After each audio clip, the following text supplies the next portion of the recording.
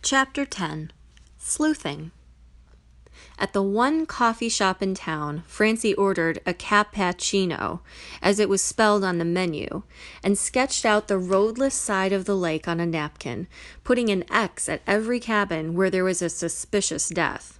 Her list read, falling tree limb, Kevin Smattering, drowning, Mr. Hansen, snake bite, Mr. Simonson, gunshot/suicide, Warren, poisoned well, Ginger's dad, and heart attack, Sandy's dad.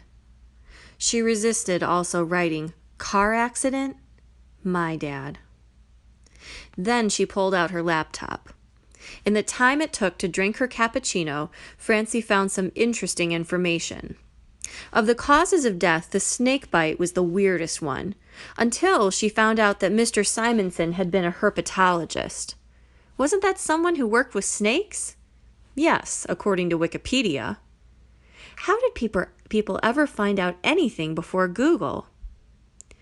But how might a well be poisoned? How might a falling tree branch not be an accident? That was harder to find. On Buck Thorne's homepage, she learned that he liked to fish for walleyes at night on Enchantment Lake. This didn't exactly hang him for Mr. Hansen's drowning, as there were probably hundreds of such fishing fanatics. But what was this? A photo of Buck wearing blaze orange, holding up the head of a dead deer. Buck's 15-point buck, the caption read. Although all guys in blaze orange jackets and hats looked alike to her, these particular guys looked familiar. Very familiar. Hadn't she just seen these same hunters in the photo Sandy showed her? She'd have to remember to have Sandy ask his uncle about it. And then she learned that Buck had taken a community education course on snake and reptile identification. Well, there did seem to be a common thread, and if she were a detective, which she wasn't, she reminded herself, and anyone else who might have been eavesdropping on her thoughts, her prime suspect in whatever crimes might have occurred, if any crimes actually had occurred, would be Buck Thorne.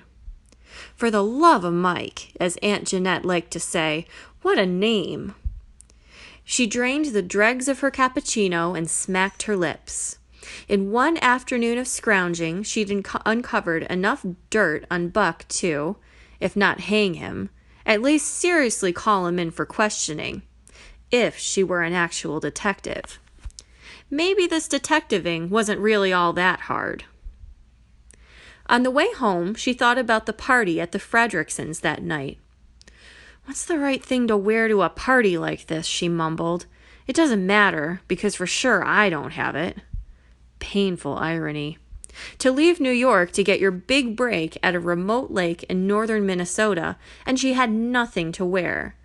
She needs someone to help her. Ginger. Ginger was sitting at her table, her head in one hand, her other hand wrapped around a glass of lemonade that Francie was pretty sure was spiked.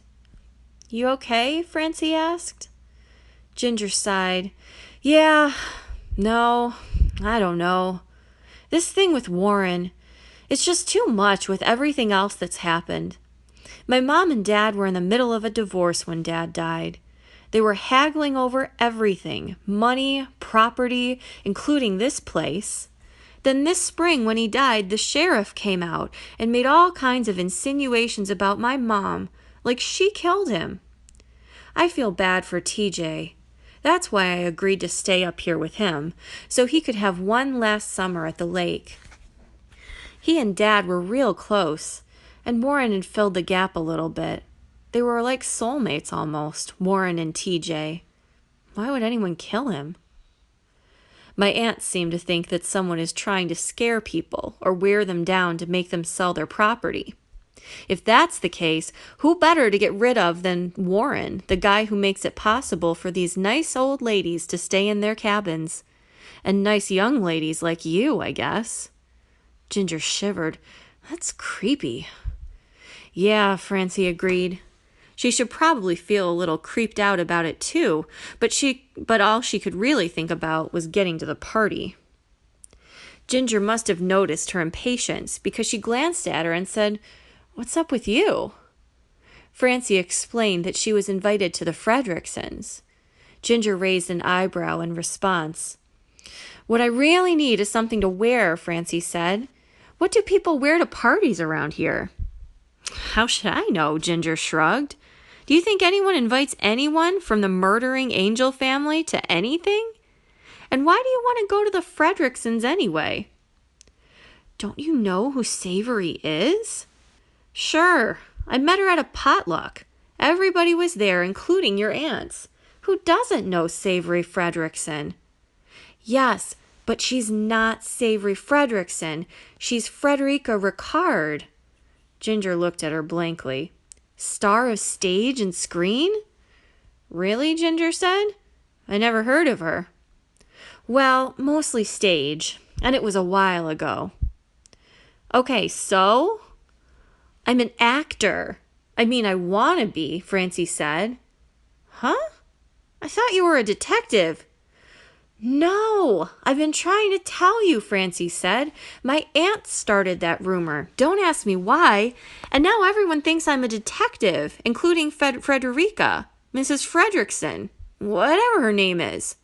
But this party might be jam-packed with important theater people." Francie rushed on breathlessly. "Or maybe I can even get a chance to talk to Mrs. Frederickson, Frederica." "Okay," Ginger said, "but you're missing a chance to stay here with me and play gin, and better yet, drink it. If you still want to go, you're welcome to have a look in my closet." Ginger opened her closet to reveal a small selection of lake clothes and one simple black dress, which Francie chose. She didn't have quite the knockout legs that Ginger had, but the dress fit well enough, and Ginger outfitted her with a simple necklace and earrings, too. "That should do it," she said. "You look smashing." And definitely older than 17, Francie thought, eyeing herself in the mirror. Was that good or bad? "Thanks a lot," Francie said. "If your light is still on later, I might stop by."